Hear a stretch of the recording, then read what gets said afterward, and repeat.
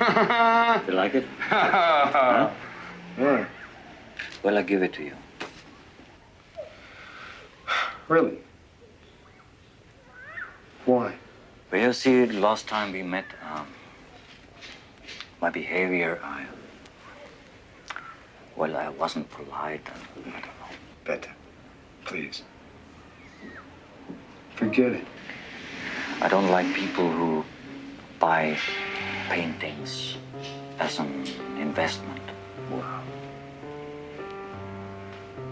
You count me out. No, I count you in.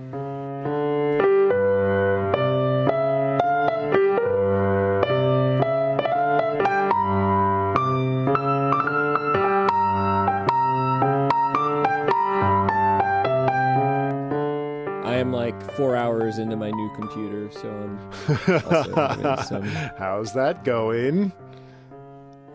So far so good. It probably would be smart for me to plug in the old one, but I don't know. You gotta jump out of the nest and hope you fly at some point. That, you just get on that new horse and hope that it doesn't kill you. Anyway, let me just say, Guten Tag, wir sind hier, über den Film der amerikanische Freund des großartigen Regisseurs Wim Wenders zu sprechen.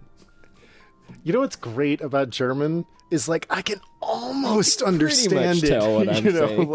It's so close. It's just it's really close. Yeah. If you didn't understand my German, what I said was we're talking about Wim Wenders' 1977 film, The American Friend, which is based on Patricia Highsmith's novel Ripley's Game, which was also in the 90s or early 2000s made into another movie called Ripley's Game, which you and I watched together many years ago. And this is the third... I looked this up because I needed to figure this out. It's the third novel in the Ripley chronology, Ripley's Game.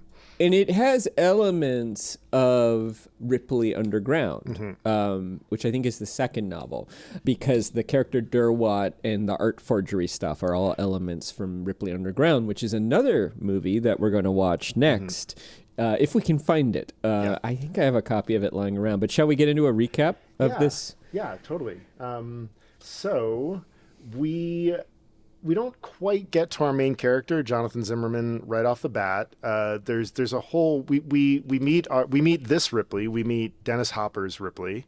Dennis Hoppering it up is the only way He's that like I can describe. 40, sort of 70s, medium length hair, a very, very loud blazer, and a very elegant wool coat and cowboy hat, wandering around the streets of Hamburg with high shoulders. It's an elegant silhouette that he cuts. He looks great, and it made me realize that when the Dennis Hopper biopic or biopic, all pronunciations are legal, is done, and maybe the time for this has already passed, but holy crap, Owen Wilson needs to be Dennis Hopper. I have proposed that Owen Wilson would make a great Ripley in Weekend at Ripley's, the comedic Ripley. This is almost Weekend at Ripley's, actually. You're not wrong. With a touch Jonathan, of you want to come over to my Greek mansion and kill some gangsters this weekend? We can drink some coffee while we're at it. And we'll talk about being friends. Friendship, man. Do you want to be friends? Real friends? I like, you know what I really like? I really like your picture framing table. It's just a good room. It's got good vibes. You gave me this, it's funny because actual Owen Wilson is not that different than Dennis. Is Dennis Hopper Texan? I mean, this Ripley is Texan, and he has a kind of Texan accent and a cowboy hat. At one point, he says, "What's wrong with a cowboy in Berlin?" But we meet him. We meet him in the midst of this art sort of forgery scheme that's not very well explained. There's an old artist named Derwatt who is portrayed by the director of Rebel Without a Cause. I had it up here.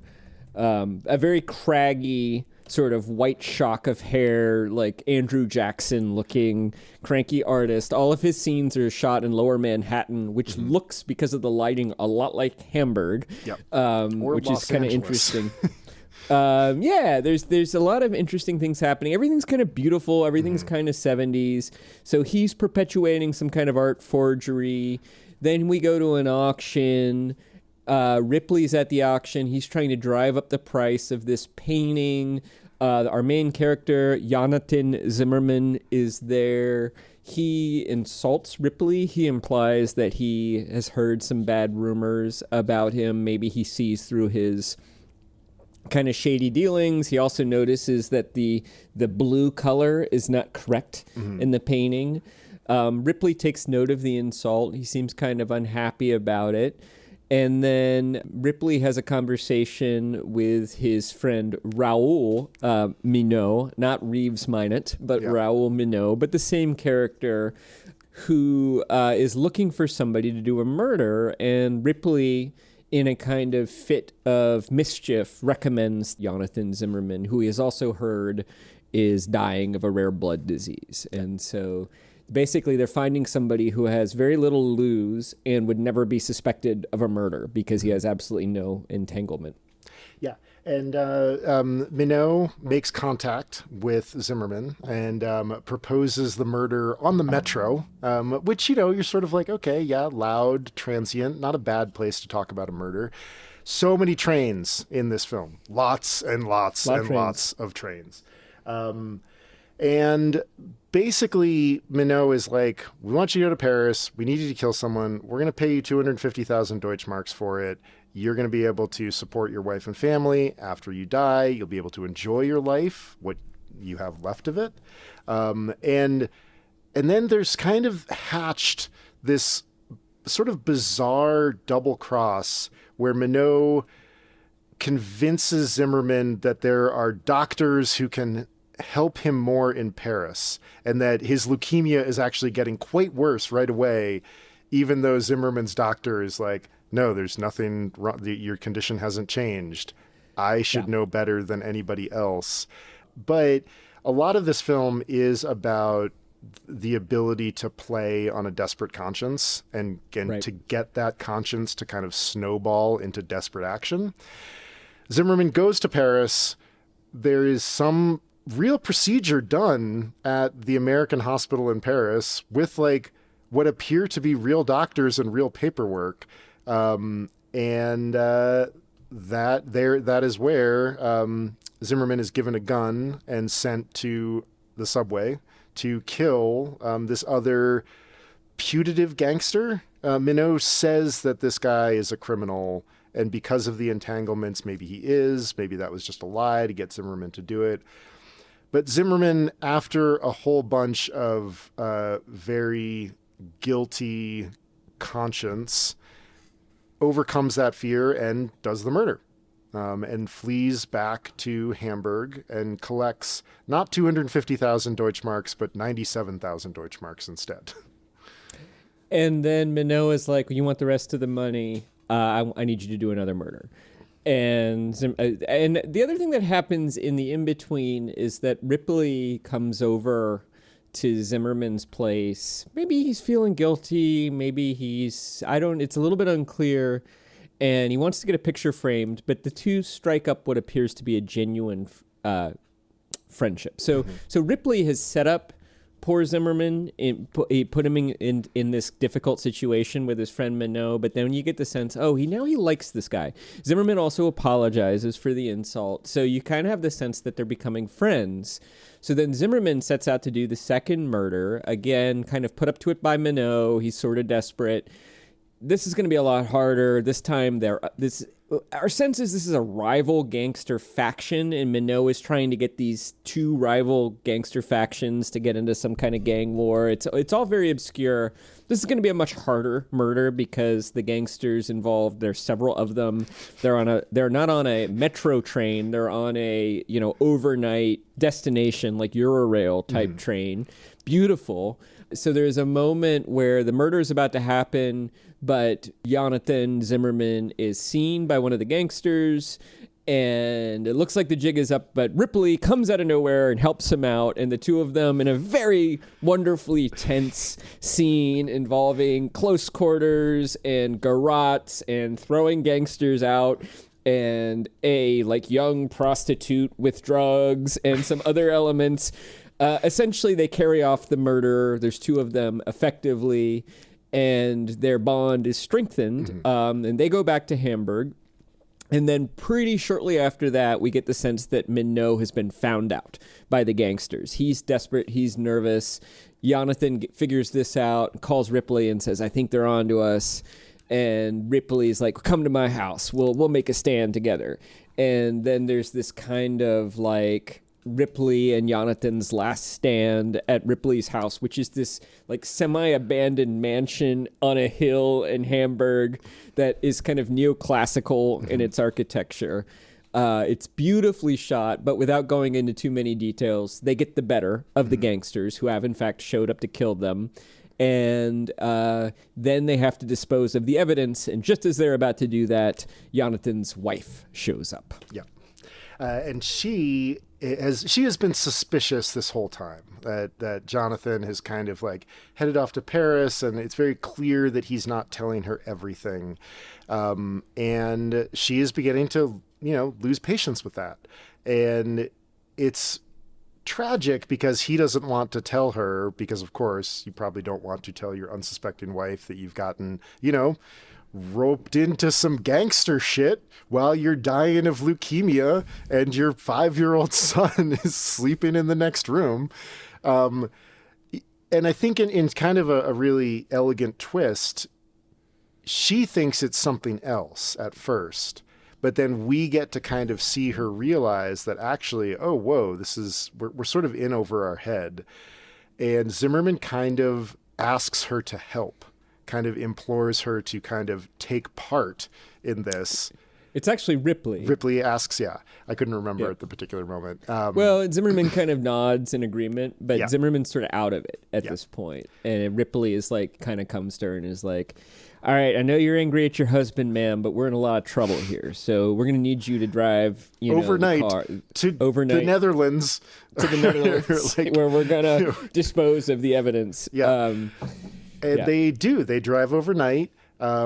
Ripley disposes of the evidence by lighting this particular ambulance on fire. The mobsters came in an ambulance. That was their cover story. Ripley, in this kind of like manic episode, lights the ambulance on fire, seems to be particularly overjoyed. And he Zimmerman plays the boom game. That's right. Yes, he does play the boom game. Boom. Zimmerman uses this moment to try to extricate himself from this relationship and this situationship. And he would get away with it. He would have gotten away with it, but he dies a few minutes later. Maybe of a heart attack, maybe the blood disease. He which acutely perishes of leukemia. It's never said to be leukemia, but yeah, it's something with the blood. Yeah, we don't know. Is it a heart attack? Was the disease real all along? Was it fake? That's never explained. And then the last shot is Ripley, again, Dennis Hopper in his sort of manic, is sort of like underneath a pier in the Holland saying, well, we made it, Jonathan. We made it. And it's beautiful. The whole movie is beautiful. If the recap isn't making a lot of sense to you, that's okay. Yeah. Because the movie, at least in the sense of sensical plot, does not make a lot of sense. It might make other kinds of sense, I would say, but it makes a real German expressionist kind of sense. Like, we're in the world of expressionism. Things stand in for ideas. That's usually what we're doing with expressionism. It's sort of like symbolism, like in the flesh. And I kind of feel like that's where we're at. Like this very sort of like, there are these large ideas that are constantly being gestured at. It is an intensely literary film, just in the way that it handles figurative language. Like, upon watching it again, like there are moments, the little bedside lamp that Daniel has is a train, and then the forged painting is a train. Yeah. Jonathan is a framer. Yep. There are many, many instances of Jonathan holding a frame with himself in it. Yep. And that little moment of the shot lingering on Daniel's bedside lamp morphs into Ripley's mansion, and like the details of the colonnades on the mansion almost perfectly pick up the cow catcher on the front of the train. It's it is an intensely beautiful and incredibly visually scripted film. And just for that, it's worth watching. But it really does reward a second watching. Well, I was going to ask you about that. And so tell me, maybe talk just a little bit more about, this was my I've watched it now 3 times. So I'd watched it once, maybe 8 or 9 years ago.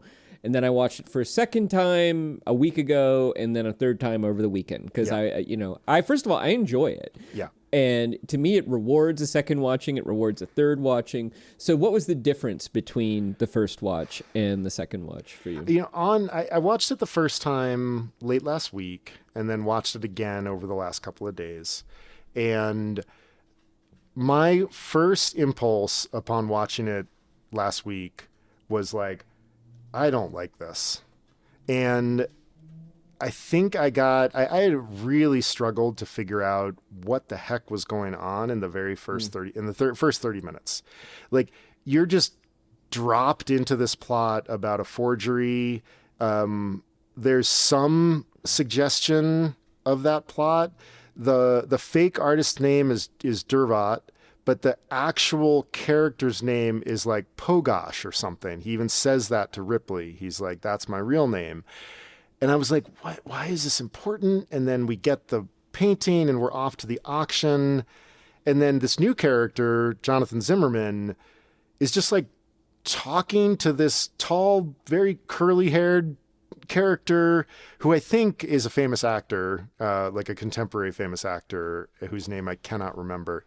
But I was just like, I don't understand what is happening.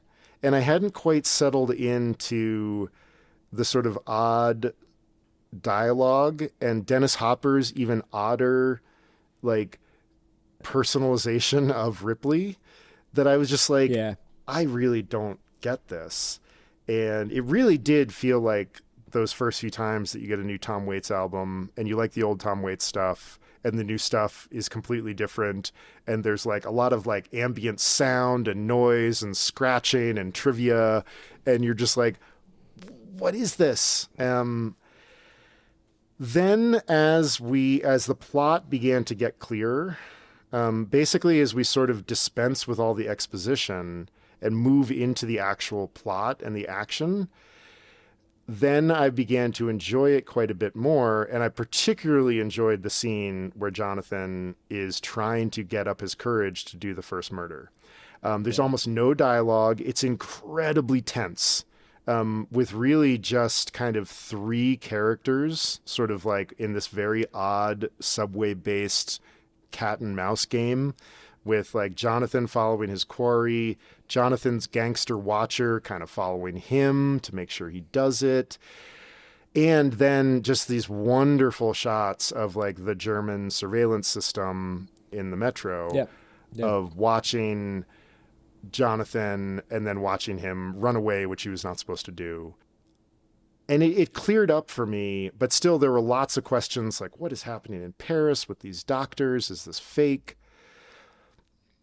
On a second watching with a lot more of that information there, I was like, I really enjoy this. Because then I felt like I could settle into the craft of the film. There's this great early moment when Zimmerman decides he needs to go and see his doctor, and he like runs to the Metro building. And then there's this shot of him just like running down like MC Escher escalators into the bowels of Hamburg. And you're just like, this is great. Like, this is really good. I think that the key to this movie is deciding you're okay with the plot not entirely making sense. Mm-hmm. But what it's trying to do well is to feel the way you might feel if you were in a kind of thriller scenario. And that's like, in a thriller scenario, you wouldn't know why Minot was implicated by the gangsters. You wouldn't know what his plot was. You would never figure out whether your illness was real or not. Like, things would not be explained, right? And I think I want to play you my first show and tell. Sure. And most of what I have prepared is show and tell, because I really think this is a movie about feeling. It's about how it feels. And, you know, one of Wim Wenders' themes is isolation. But it's another one of his themes is also friendship and sort of goodwill. And one of the things I think is interesting is this movie was originally going to either be called Ripley's Game, which he didn't like. His second title was Framed, which would have been okay, interesting. Too on the nose. Right. And then I think it was shortly after this scene was filmed that they settled on the actual title. So I'm going to do a screen share, and hopefully... The frame that I'm looking at is Jonathan holding a frame with the bottom not yet, with everything not yet put together. He's in his shop, and the frame is framing him, but not quite put together. One thing I'll just say is that this is at a moment where Ripley and Jonathan don't know each other, and I think the last time they interacted, Jonathan was rude. So here we go again. Great music in this whole thing. Great Music's amazing. Music. So Ripley's in the shop. Oh. He's got I love his coat. He's just being normal, but the music makes it not normal. And now he's picking up things off of Jonathan's desk. He's stamping the receipts. He's just causing mayhem. Yeah. He's I think he's doing what an actor would call interacting with the space. But he's also, I think what his performance is giving is waiting somewhat awkwardly. Jonathan sees him, and Ripley is found. Creepily, too. Oh, God. He just briefly looked like James Franco, I thought, that smile. Yeah, I could see that. You know, one of the great things about this film is the prevailing normalness of Zimmerman set against the outlandishly strange Tom Ripley. Yeah. Mein Deutsch ist sauschlecht. Machen Sie mir einen Ramen? Ramen? Ramen.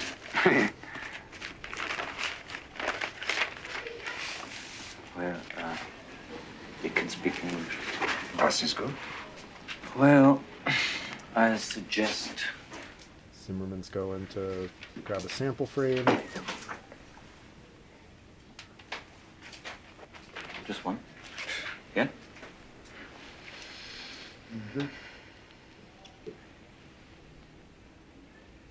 Yeah. Oh. Compliments the picture. How long is it going to take? 2-3 days, yeah? That's fast. Gandner told me that you were a good craftsman. I admire that. I've always wanted to be able to make something with my hands. But, well, some people have it and some people don't. May I show you something? The photo has two you different have to aspects, move so if you move it, you get a little animation. Yeah, Jonathan says, why don't I give it You to like you? it? Huh? Yeah. Well, I give it to you. Really? Why? Well, you see, last time we met, my behavior, I wasn't polite. I don't know. Better. Please. Forget it. I don't like people who buy paintings as an investment. Wow. You count me out. No, I count you in. So I'll be back one of these days. I think this is the scene that the movie hinges on. Because I think this is the moment where these guys realize they like each other. Yeah. And my understanding is that this scene inspired the name, The American Friend, because of the chemistry between the two actors. Yeah. That Bruno Ganz and Dennis Hopper, there's this like they're doing this kind of like secret smile with each other. That's like they're both in on the same joke, and I don't know. I'm curious if the scene actually influences the plot, but it definitely I feel like influences I wonder if it's the sort of thing where they discover something in the performance and then the director changes the story to match that. I think that's the kind of thing that could have happened. But whether that happens or not, to me, the thing that makes this movie enjoyable, in spite of the visuals, is just these guys are having this misadventure. And in fact, Ripley has played a pretty cruel joke on Jonathan. But then he feels bad about it and tries to make it up to him. And I think what kind of holds it all together is just this friendship between these two men. It's an unlikely friendship, and it's strange, and it's an interesting variation on the Ripley myth. But I think it's somewhat consistent too, because I think that Ripley, even though he's amoral, does want to be liked and does have emotions and regard for other people in sort of all the Ripley stories. And he's I think that what makes him sort of an interestingly unpredictable character is that sometimes he'll do nice things out of just basic human reasons, and then meanwhile he'll be committing a murder or something like that. But I don't know. I'm curious what you think of that, and also what you notice in the scene that maybe I'm not seeing. Well, the thing that I love about the scene, I don't think it's quite that both of them are in on the joke. I think that Bruno Ganz, I think Jonathan Zimmerman is not conscious of a joke happening. I think Bruno Ganz is earnestly wanting to make amends for some prior bad behavior and enjoying the regard of this American who seems to be a nice guy. Yeah. And as I'm watching the scene, it feels to me that Ripley is trying to find the thread of a joke in it. Yeah. And so there's this very odd mismatch of Zimmerman being entirely earnest and Ripley sort of trying to figure out how to be earnest. But it's not who Ripley is. Like Ripley is, there's this wonderful, it's not this scene. It feels like it could be the scene where I think Zimmerman asks Ripley, what do you make? And Ripley has something, it's this great, he goes, I make money. In a way that's self-deprecating, right? And sort of dismiss, like I make money. Yeah, it's sort of a tawdry kind of thing. Yeah, but it works in both directions because like Zimmerman needs money and like probably would want a little bit more of that. But I think the scene is just, I think you're right. It's fantastic, and it does have this sense of them discovering their characters in it. And Ripley kind of wandering around and sort of just weirding it up, I think is, as much as this movie is about Zimmerman's plight, and this kind of leads into my next question about Ripley's character, is that I think this movie is actually about the development of Tom Ripley. And so we've now, I mean, it's so funny. We still have not yet considered the Anthony Minghella film, but we've both seen it, and we know we know Matt Damon's version. We've seen Steve Zalian's version. We've read the book. We watched Purple Noon. How is this Ripley like different? What was your experience of Dennis Hopper's Ripley? Well, so I think part of what's going on here, and this is a roundabout answer to your question. I'm going to play a clip from the movie Easy Rider later, right on. Because I think that part of what Wim Wenders is doing is putting in a lot of references to other films, and especially American films, and especially American mythic films. So one of the very first shots we see is Ripley looking out at the river at Hamburg, and he's recording a journal with himself. And he says, "This river reminds me of another river." And then he starts singing, "The river flows, it flows to the sea. Wherever the river goes, that's where I want to be. Flow, river, flow." Which is the theme from the movie Easy Rider, which Dennis Hopper directed and starred in. And I think in that moment, I think we're getting that this character is both Tom Ripley and the totality of Dennis Hopper, the actor. That he's meant to be a kind of combination, and that he both exists as Tom Ripley, but he has Dennis Hopper's sort of like reincarnated memories from his Easy Rider character. I think that's the implication. And there are all these references. So, you know, a lot of the music in Easy Rider was written by Bob Dylan. Bob Dylan's birth name is Robert Zimmerman. Our protagonist is Jonathan Zimmerman. The actor who plays Derwat is Nicholas Ray, who was the director of another American mythical movie, Rebel Without a Cause. This Ripley, Dennis Hopper's Ripley, wears a cowboy hat and speaks in a Texas accent, and one of the first things you see him do is pull a revolver out and he's like, "I ought to blow your head off." You know, so great. He literally says, "Freeze, mister." "Freeze, mister." I was like, "Back out nice and slow. Show me your hands. I ought to blow your head off." like, the only reason I don't do it is I'm we? worried about the neighbors. Yeah, and you're like, what the fuck is this? But also, Wim Wenders was a huge fan of Patricia Highsmith in the Ripley novels too, and it's not like he's just using Ripley, the character in this particular plot, as an excuse to hang Dennis Hopper. It's like he's merging the two mythoses into one. And he's doing something very similar to... It's like if we were making a movie about family drama and the first scene was set in a cherry orchard.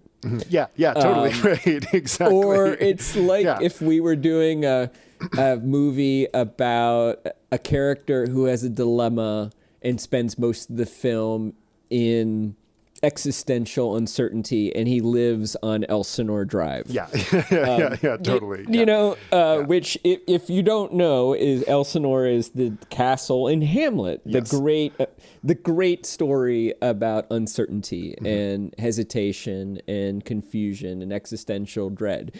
And I think your experience at the beginning of the movie is a thing that sometimes happens when you don't have a guide to those things. Like the cherry orchard, a lot of things like that are not that fun if you don't get the references right away. Totally. And I think that if you're attenuated, and I'm someone who's like, for me, like the Birds and Easy Rider and Dylan are sort of like in my DNA. And I'm like, oh, he's talking about Easy Rider.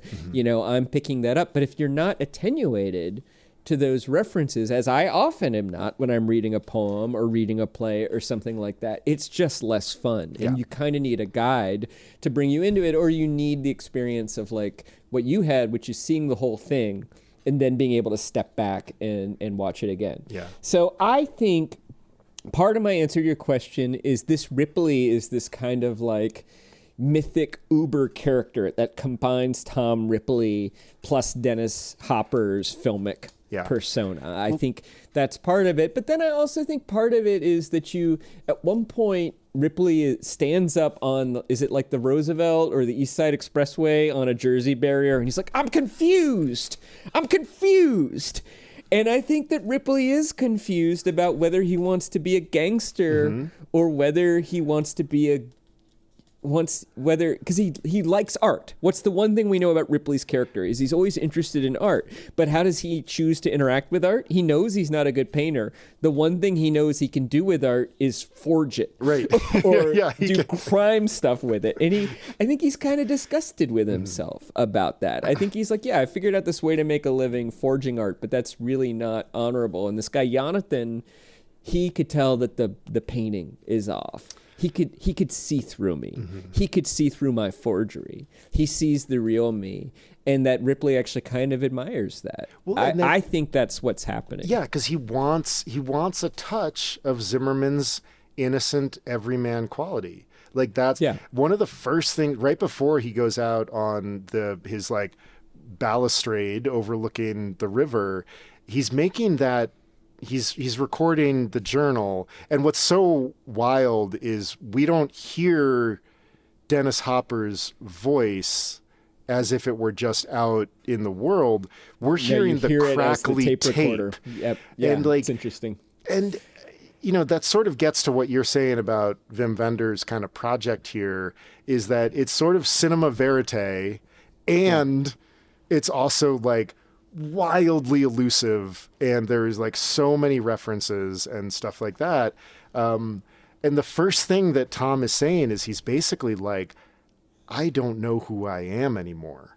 Like the mask has become the person. Yeah. And I think a lot of this film, because like, have you seen Perfect Days, the most recent Wim Wenders film? No. I'm not going to spoil it because it's wonderful, but similar to this film, it's like the Hemingway iceberg thing. You become conscious of the plot elements and the things that are driving the action forward in little snippets. And when they do sort of gather their full narrative weight, you're like, oh shit. There's like a real like emotional reveal that I think this movie pulls off as well, primarily because of Jonathan Zimmerman's wife and the actor who plays her, who is great. She's great. And she does such an incredible job of basically being the straight woman in this play and film, and giving the film an emotion. Like she is the tie to sort of like, come on, Chris, you can get to this phrase. Not emotional, but she's the moral. She is the moral like grounding of the film. And I think that a lot of this is that Tom doesn't know who he is, and he wants some of Zimmerman's sort of sense of who he is, and he sort of sucks Zimmerman into his world, and Zimmerman's wife is the thing that rescues him. But because, Not entirely. Well, no, but then he dies, and then he has to like there is no other ending. Rosencrantz and Guildenstern are dead. Exactly right, and so is Jonathan.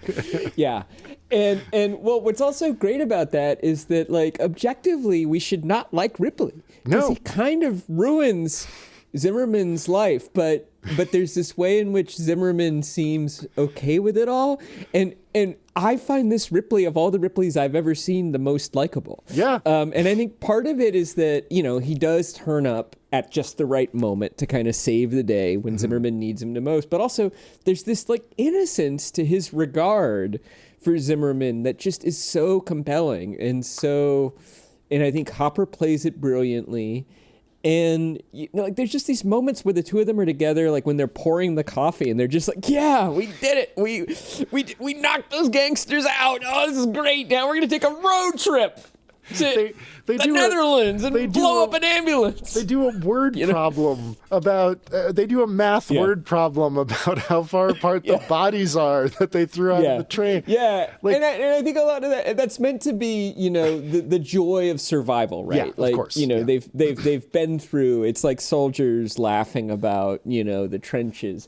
And all that feels very realistic. I feel like that's what it would be like. You would be incredibly terrified and confused, and then when you realized you survived that situation, there would be this giddiness and joy to be like, yeah, let's make some Folgers and like, pour it into our 70s thermos and go on a road trip, and that it's weird because the plot makes no sense, and yet this feels more realistic than most thrillers. I think it's because it just dwells in these little momentary moments that feel like verite. They do. And also part of it is like, I took a trip to Luxembourg when I was 2, which was right around the time that this movie is set. There's something about the look of Hamburg that I feel like I know deep in my soul, the colors, and even, the metaphor where they're both living.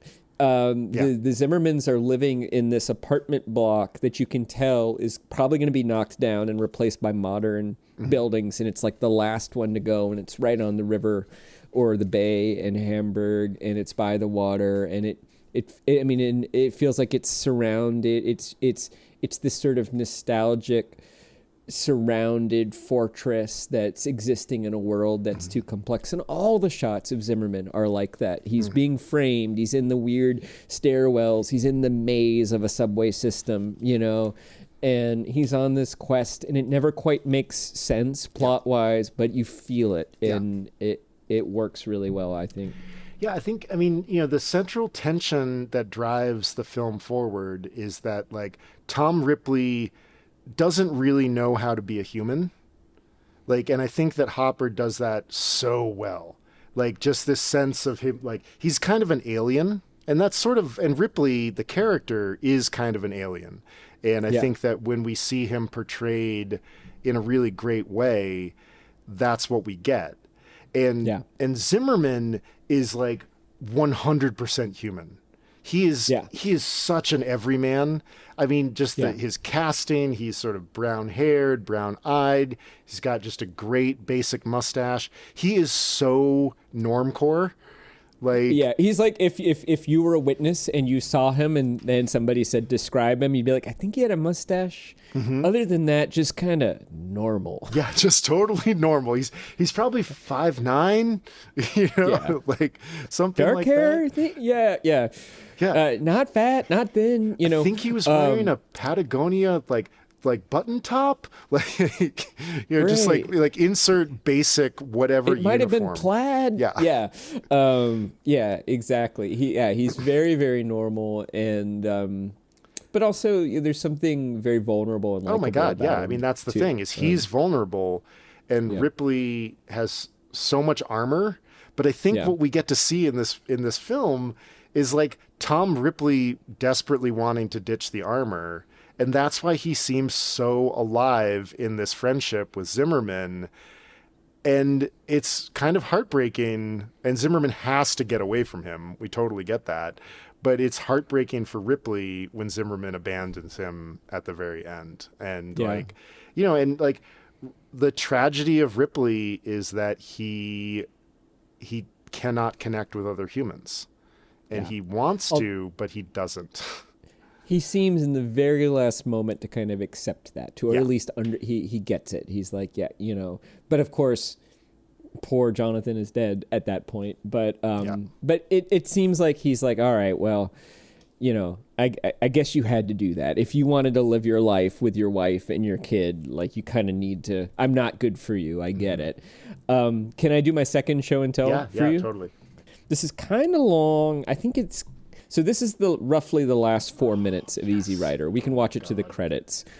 I'm not entirely sure why I wanted you to watch this, other than I sort of feel like Wim Wenders saw this and was like, I don't know how, and I don't know why, and I don't know what, but I need more of this. Yeah. And The American Friend is his answer. Is maybe. Yeah. I certainly think the movie's in conversation with it, and I think that there's a moment, I think, right before this scene where Peter Fonda says to Dennis Hopper's character, we blew it. And basically meaning like, we thought we were trying to find the American dream, but all we are is drug dealers, I don't know if you've seen the whole movie, but essentially they sell a bunch of cocaine, and then they go on a road trip, and then it ends. And this is, by the way, if you don't know how this movie ends, skip this part. You'll want to watch it. Right. Yeah, exactly. Have you seen Easy Rider? Yeah. Okay. Yeah. So why don't we just watch it? And I mean, you can tell. Maybe you can help me understand why I wanted us to watch. Maybe this will answer my question about obliquity that I put in the rundown. Because it seems it seems like you're gesturing towards Wim Wenders making an oblique reference, and the entire film is oblique. And so maybe this will help us get to an understanding of what's going on there. Yeah, I mean, I think that part of what's happening is Tom Ripley is taking revenge for the Easy Rider characters. Oh my God, amazing. But I could be wrong. I love that.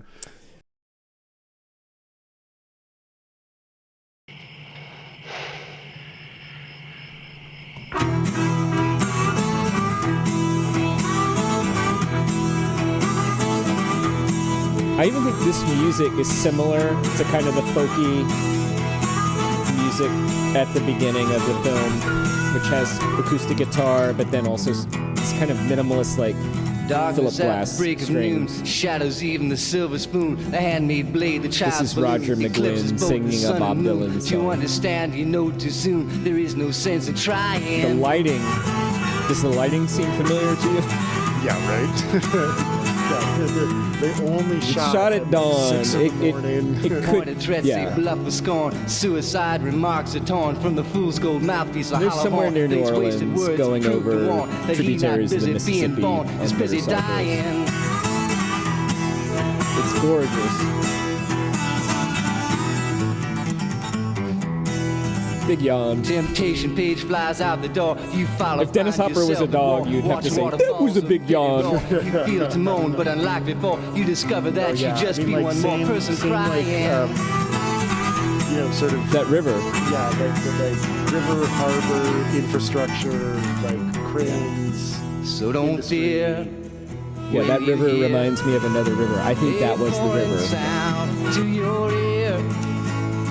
It's alright, Ma. I'm only sighing. Now we're in Greenfield. It's more agricultural. You also have, this is like the last scene, that feeling of having driven all night, even though apparently they just got up.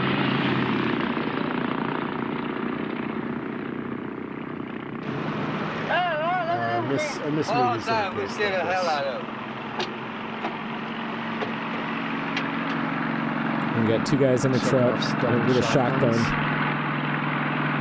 Pull aside, we'll scare the hell out of them.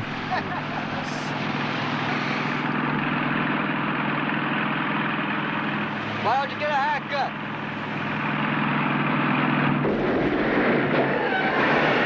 What happened?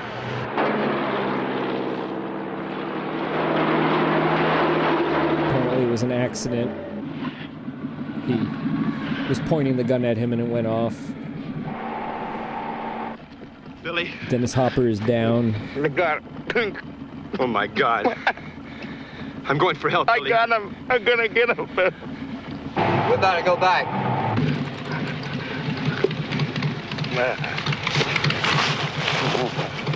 I'm gonna get him. Covers him with an American flag jacket.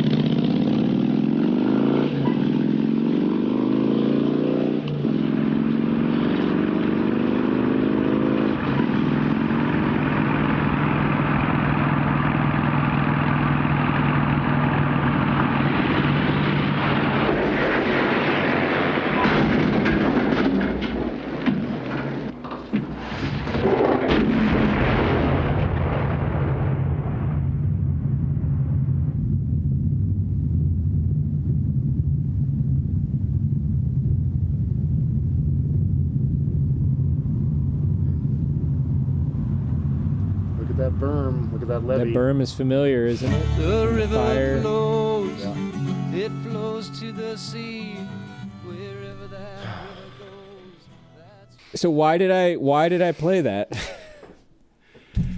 Well, it's got the same like unexplained kind of like plot. It's one of those things where, you know, I've been digging around in E.M. Forrester again, aspects of the novel, and talking about the difference between plot and story. So story is just this happened and then this happened, and plot is this happened, which led to this next thing happening. Right. And I think what's really interesting about both An American Friend and then the end of Easy Rider is the plot elements that perhaps we need are taken from us. And we're like, why? Or maybe we don't. You know, I mean, I shared the quote from Roger Ebert, which I'll read it to you again, this is from Roger Ebert's review of The American Friend. He writes, "There's something cheerfully perverse about filming a thriller and then tossing out the parts that would help it make sense, comma, But Wim Wenders has a certain success with the method in The American Friend. He challenges us to admit that we watch and read thrillers as much for atmosphere as for plot. Yeah. And, I love that you brought up Chekhov a little while ago because, I think we're in the same world. We're in this, like these are storytellers who... Oh, there I go, talking about the wardrobe. Yeah, exactly. Right. Like, what? And the thing is that, they're non-condescending. So Dennis Hopper directing Easy Rider, Wim Wenders, Anton Chekhov, Shakespeare, all of the good Shakespeare plays begin in the middle of a conversation where you're like, what? Yeah. Literally the first line of Hamlet is who's there. And it's I just think that, it's a great lesson to all of us that when we're creating, that the last thing we should do, and this is Coco Chanel also, take one thing out. Go back and remove something that you think is important, because that leaves a space for the reader or the watcher or the experiencer to make the story theirs. And, I'm wrestling with a lot of who am I and what am I doing in this world? And Ripley's kind of weird, search for meaning is the thing that's sort of speaking to me, along with Zimmerman's Zimmerman, before he meets Tom Ripley, knows exactly who he is. And I've heard of you. Yeah, right. Yes, it's great. If only Zimmerman had managed to he would have died anyway of his blood disease, but yeah. Has he heard of him because of the plot, or has he heard of him because he's Tom Ripley, literary character? And he, in the same way that Dennis Hopper has a memory of Dennis Hopper at the end of Easy Rider. Yeah. I think maybe I've heard of you means I've read the Ripley books. Mm-hmm. I know you're not to be trusted. Well, or something you said not. earlier, really hit for me that casting Dennis Hopper in this role, you don't just get Dennis Hopper, you get the entire American zeitgeist along with it. And I think that other great directors, for some reason, can see that in Dennis Hopper. And so David Lynch in Blue Velvet is Dennis Hopper in Blue Velvet is amazing. And you get this same, he has this way of bringing the epic to the everyday. And I think what you're talking about myth and mythicism is it's sort of what you get with Dennis Hopper for some reason. Yeah, and you can get it when Quentin Tarantino makes Pulp Fiction, he can get it with Christopher Walken because more cowbell hasn't happened yet. And then even Catch Me, Spielberg can get it with Catch Me If You Can because it hasn't happened yet. Although in that one you get the two little mice monologue, the two little mice that fell into the pitcher of cream, and one struggled and gave up and died, and the other struggled and churned that cream into butter and climbed out. And it's it's at the very edge of Walken saturation, but not quite. But now you just can't. He can't be in a movie without you just. It gets overdone. Yeah. In a way, it's sad. Although Christopher Walken had a pretty good run, so I think he's probably. Okay, it's but when you finally get when you're somebody who wasn't conscious when The Deer Hunter came out, and then you grow up watching Christopher Walken move from Pulp Fiction quietly into the Emperor of the Known Universe in Dune Part 2, and you're like, no. But when you see The Deer Hunter, you're like, holy shit. Yeah, here's this delicate-boned, quiet, internal actor who none of those idiosyncrasies have been hatched yet. They're under the surface. Yeah. Well, you know what? That actually sets up my trivia. So mine could go there. Pretty close too. Quick little aside. What if we have the same trivia? No, maybe. I wonder. I was thinking about that today. I was like, when will Jesse and I have the One same day trivia? that will happen. There Yeah. will be some kind of trivia singularity. Do you know what monologue Christopher Walken chose as his audition monologue to the Yale School of Drama?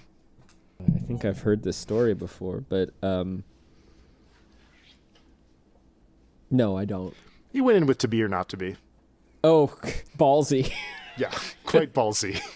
Yeah. I have a monologue for you. You may be familiar with it. Yeah. That's great. I know. That's great. You're like that detail alone, sort of tells you like most of what you need to know about Christopher Walken. Not nearly all of it, because he does contain multitudes, but that's a good detail. I guess the thing about it is that either he's incredibly arrogant or incredibly naive. It's one or the other. From all the stories about it, from like the people who watched, they were like, it was completely fresh. Like he just did something new and like very believable. And so, yeah, probably a combination of arrogant, naive, and also being like, I think I have the chops for this. Yeah, I got this. Yeah. I think I can do it. Yeah. Well, that's respectful, and that's neither arrogant nor naive. That's the pivot point between the two, which is just, I think I can do it, and if I can, it would be amazing. All right. Well, we just talked about the significance of the decision to cast Dennis Hopper as Tom Ripley. But it turns out that Dennis Hopper was not Wim Wenders' first choice. Oh my God. As Tom Ripley. Wow. He actually approached a different actor/director who was not available, but suggested Dennis Hopper. So was the writer/director that he first sought out to play Tom Ripley A, Peter Fonda, B, Jack Nicholson, or C, John Cassavetes? Oh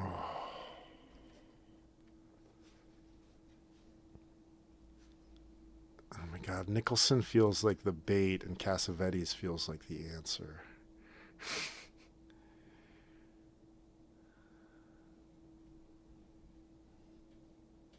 It's 76. Is Chinatown 76 or 73? I can't remember. John Cassavetes. Correct. You went with your gut and it worked. Man, Cassavetes would be perfect. Yeah. So, as many great directors do, Wim Wenders casts himself in An American Friend. This is not my trivia, but do you know what character he plays? I'm trying to remember what he looks like. You don't see his face in this role, in this particular that he plays. In the film. Maybe the doctor? Not the doctor. He is the figure completely wrapped in bandages in the ambulance. Oh, no way. That's Wim Wenders. I assume that was one of the gangsters that had gotten thrown out of the train and survived. Well, other than Wenders, how many successful film directors make appearances in An American Friend? And by successful, I mean like having directed an actual feature film that was actually brought to the public. Was it A, 3, B, 5, or C, 7 additional directors other than Wim Wenders? All right. Well, I know about Nicholas Ray, and I know about, this is in addition. This is in addition to Wim Wenders, and I guess since you already know, Dennis Hopper is also a director, so I guess it would be other than Wim Wenders and Dennis Hopper, are there not 2, 4, or 6? If you do count 2, Dennis 4, or Hopper, 6. it's 3, 5, and 7. But Got it. Yeah. 2, 4, or 6.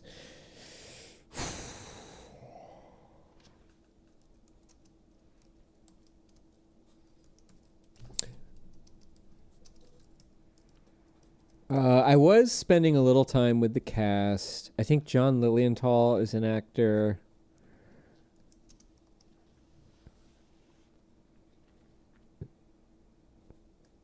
Wait, give me the numbers again.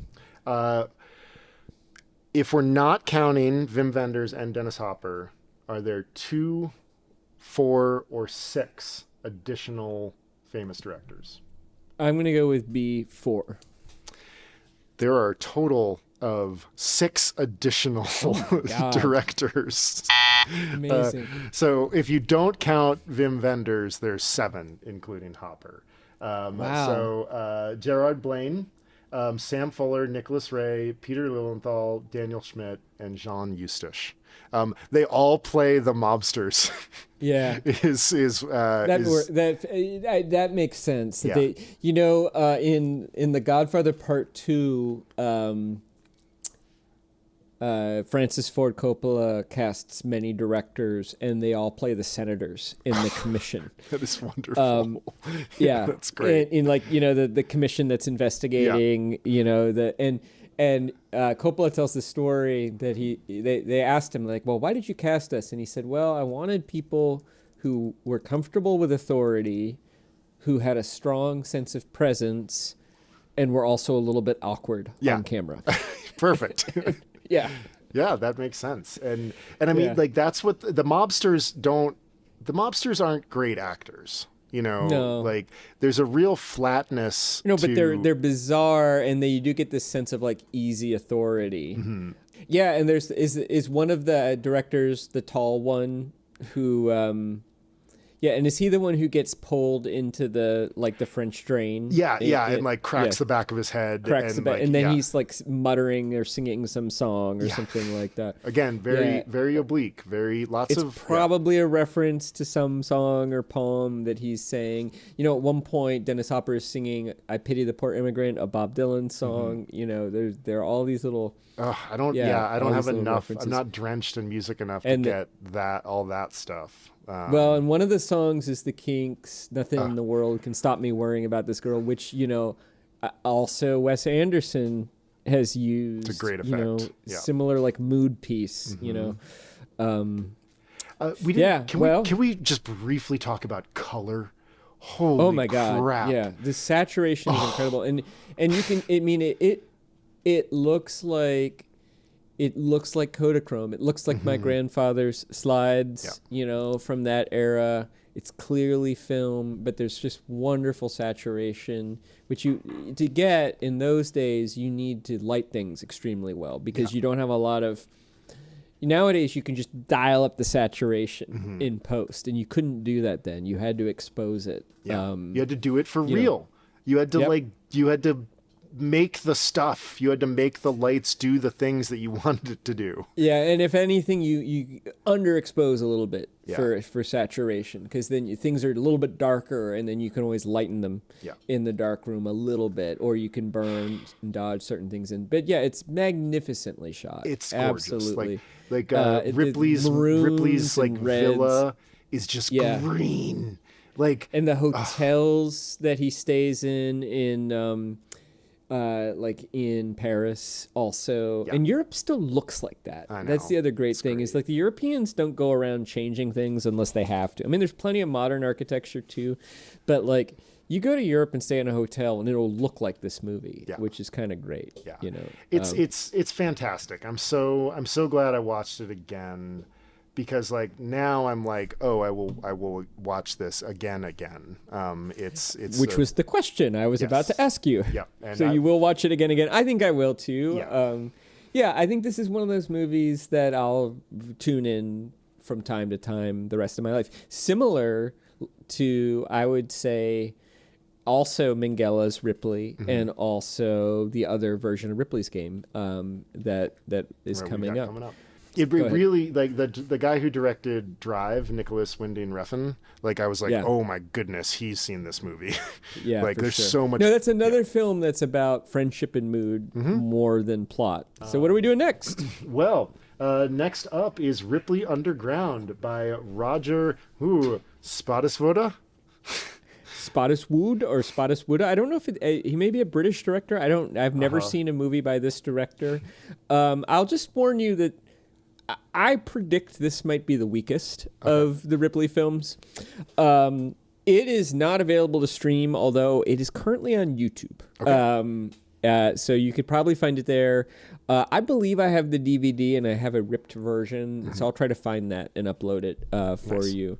But everybody, check that out. That's coming up next. And thanks for listening. Upper Middlebrow is a Small Point production. Chris Bagg and Jesse Dukes are desperately fighting in a water closet, or Chris Bagg and Jesse Dukes are the guys you want in a water closet fight. I kind of like that one better. Yeah, Chris Bagg and Jesse Dukes are the guys you want on your side in a water closet fight. To be Music by clear, Ben I was Pajak. imagining us on the same side, not fighting each other.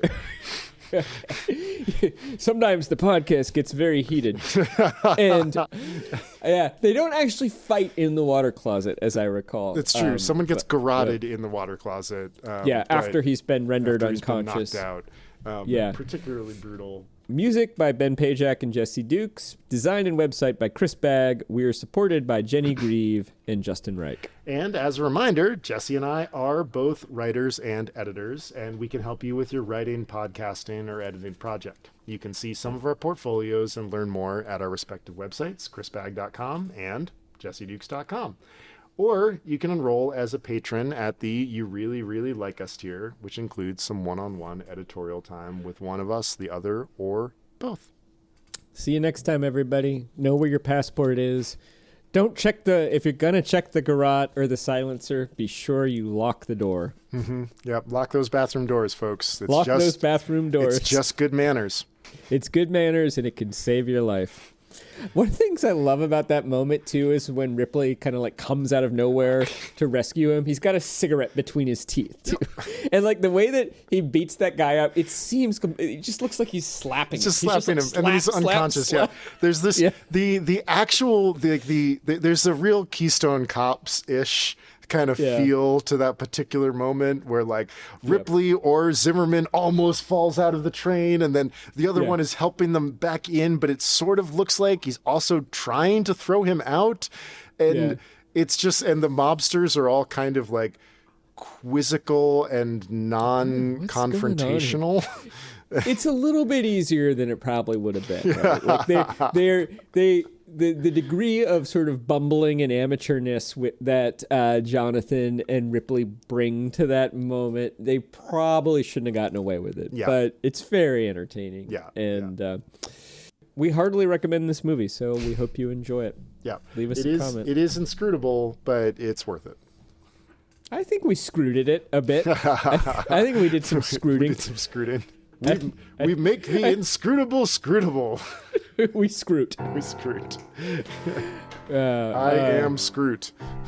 We have screwed. We screwed. You screwed. We all screwed together.